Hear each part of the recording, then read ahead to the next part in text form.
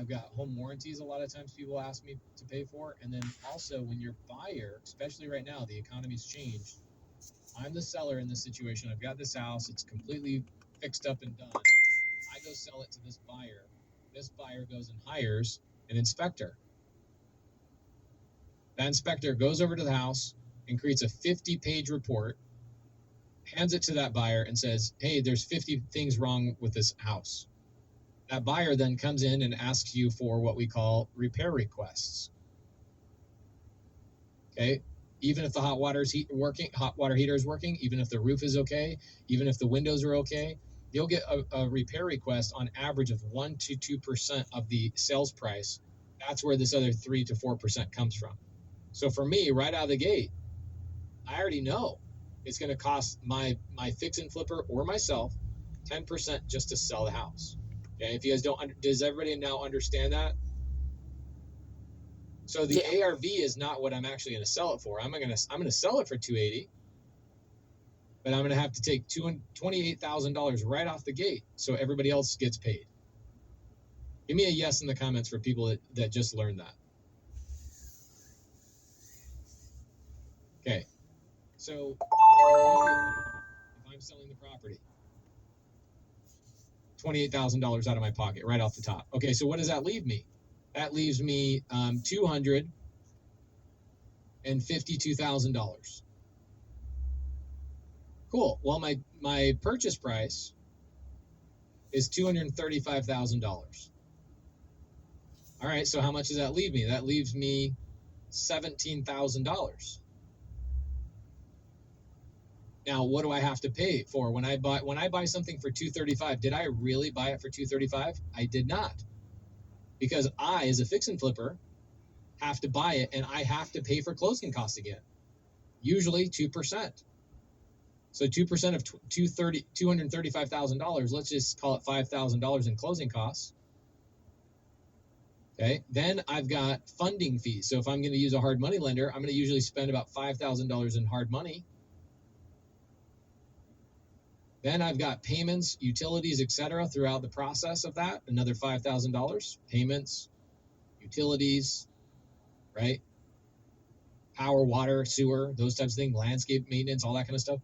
So I'm now left with $2,000. And guess what I haven't even done yet?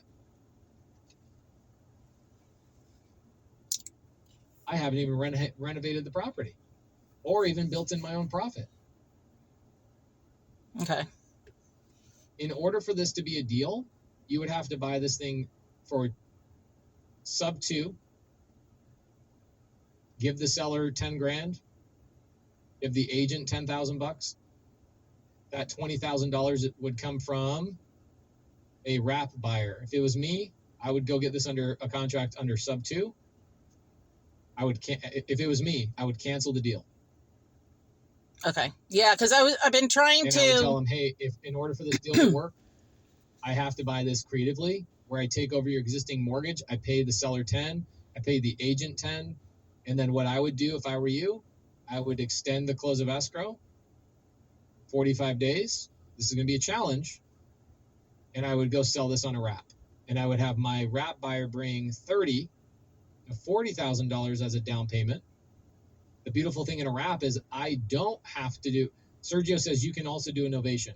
You can't do a novation. There's no skin in this. Okay, even if I don't have to pay for my closing costs, the 2% up front, that's really the only thing that novation is going to save me from. The novation is going to save me from basically 15 grand. But remember, I had 2,000 left over before I even did a renovation. Blake Henderson, why do you need to tell your seller that you're selling it on a wrap? That's none of their business. It's your property at that point. You do what you want. Do I call the people I bought my car from and tell them I'm going to get a shampoo in my car? And I'm going to get new rims and new tires?